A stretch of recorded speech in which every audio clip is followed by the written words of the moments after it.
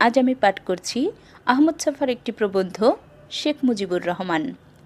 শেখ মুজিব ইতিহাসের নিরিখে এই শিরোনামে আমি এর আগে আরও একটি প্রবন্ধ পাঠ করেছি। সেই প্রবন্ধটি যারা মিস করেছেন এই ভিডিও ডিসক্রিপশন বক্সে সেই লিঙ্কটি দিয়ে রাখবো, আগ্রহীরা শুনে নিতে পারবেন।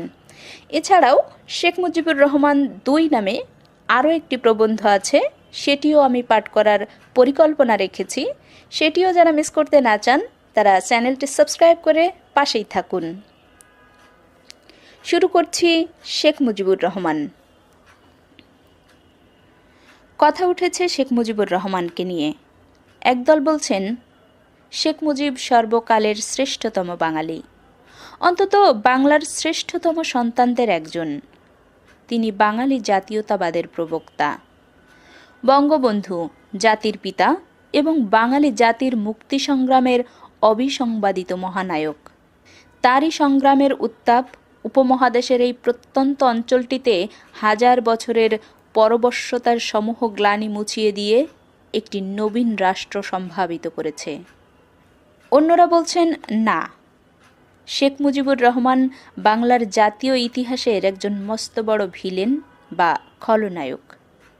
তিনি বাঙালির মুক্তি সংগ্রামের সঙ্গে প্রতারণা করেছেন।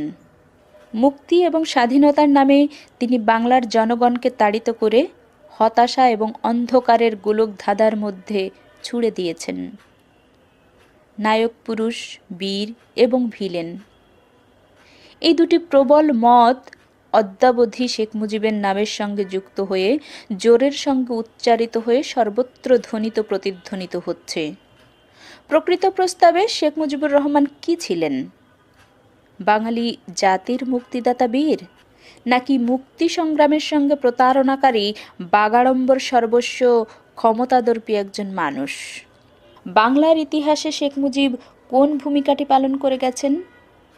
আচ্ছা, শেখ মুজিব কি বাঙালি জাতি, বাঙালি জনগণের কাছে একজন মহান শহীদ, যিনি সপরিবারে ঘৃণ্য গুপ্তঘাতকের হাতে প্রাণ হারিয়েছেন বটে, কিন্তু বাংলার ইতিহাস পরম আদরে এই মহান সন্তানের রুধির রঞ্জিত স্মৃতি লাল নিশানের মতো ঊর্ধ্বে তুলে নিরবধিকাল এই জাতির সামনে চলার প্রেরণার উৎসস্থল হয়ে বিরাজ করবে? জাতির সংকট মুহূর্তে বিমূর্ততার অন্তরাল ভেদ করে তেজিয়ান প্রাণবান মুজিব আবির্ভূত হয়ে করাঙ্গুল প্রসারিত করে সংকট ত্রাণের পথ নির্দেশ করবেন? নাকি